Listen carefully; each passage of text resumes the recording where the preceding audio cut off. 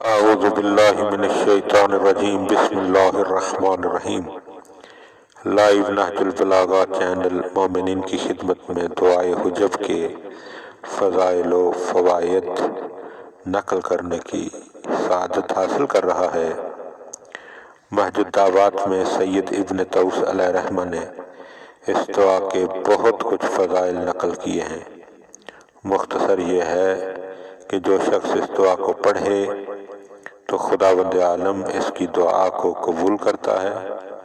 اگر اس دعا کو دیوانہ پر پڑھے تو وہ ہوش میں آ جائے، اور اگر اس دعا کو ایسی خاتون پر پڑھا جائے کہ جس کے لیے وضع ولادت مشکل ہو تو خداوند عالم اس کے لیے ولادت کا مرحلہ آسان فرما دیتا ہے۔ اگر کوئی شخص 40 شب جمعہ یہ دعا پڑھے تو خداوند عالم اس کے تمام گناہ بخش دیتا ہے اور اس کے رزق میں وسعت و برکت عطا فرماتا ہے۔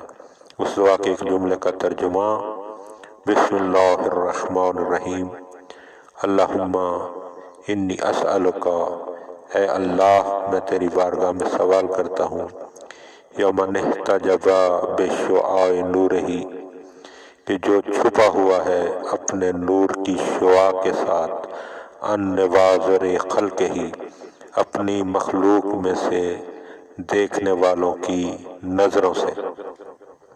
تو یہ بہت ہی جلیل القدر دعا ہے، ہمیں اس سے بھی غافل نہیں رہنا چاہیے، اور مومنین کی بارگاہ میں، مومنین کی خدمت میں یہ التماس ہے کہ جب بھی دعا کریں، یہ دعائیں پڑھیں تو زمانے کے امام کے ظہور کی دعا لازماً کریں۔